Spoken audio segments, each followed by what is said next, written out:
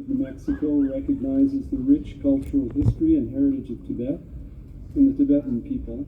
And whereas March 10th, 2023, Tibetans will commemorate more than half a century of occupation and exile and dispersion of about 80,000 Tibetans across the Himalayas. And whereas the Congress of the United States concluded that under the established principle of international law, Tibet is an occupied country, whose true representative is the exiled Tibetan government based in India and headed by Sikyong Penpa Tsering. And whereas the Tibetan people acknowledge and honor His Holiness the Dalai Lama, recipient of numerous awards from governments and institutions, including the Nobel Peace Prize and the United States Gold Medal, as the spiritual and temporal leader of Tibet. And whereas the Tibetan people encourage the People's Republic of China to enter into discussions with His Holiness the Dalai Lama and the Tibetan government to solve the question of Tibet based on the will of Tibetan people and ensure respect for the fundamental rights of the Tibetan people.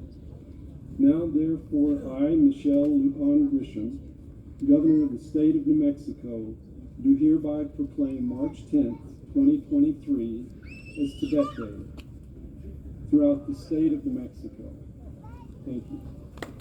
Immigrant Association, the Tibetan Association of Santa Fe for about 30 years.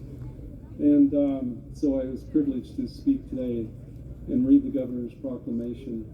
I'm so moved to come here every year with you and to recognize the Tibetan culture and the Tibetan people and the plight of the Tibetans in Tibet. I feel like this is hallowed ground where we stand, made hallowed by your coming here every year to recognize and celebrate your culture, but really to recognize the plight of Tibetans in Tibet. But I feel like your culture, I recognize the importance of your culture, of Tibetan culture and the Tibetan people. I feel like that I can't imagine a world without Tibetan Buddhism, without the Dalai Lama, and without you, without the Tibetan people. The universe certainly favors diversity and proliferation of cultures and peoples and diversity and languages, and the Chinese are clearly completely wrong in their efforts to eliminate the Tibetan people and Tibetan culture. I'm kind of speechless. I'm really moved to be here, really thankful to be here, and I'm not pessimistic. I'm optimistic in the long run, because I think the middle way proposed or promulgated by Tibetan people and culture and Tibetan Buddhism is really the hope for the future. I think the Chinese people are also victims of the Chinese government, and they are in the same boat we are in a certain way.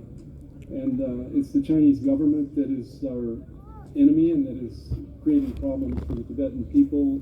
And the Tibetan people are really a bridge to, the Tibetan people in exile especially are a bridge to healing this problem in the world, and perhaps the hostilities between the United States and China too, through your diplomacy and your presence and your skills.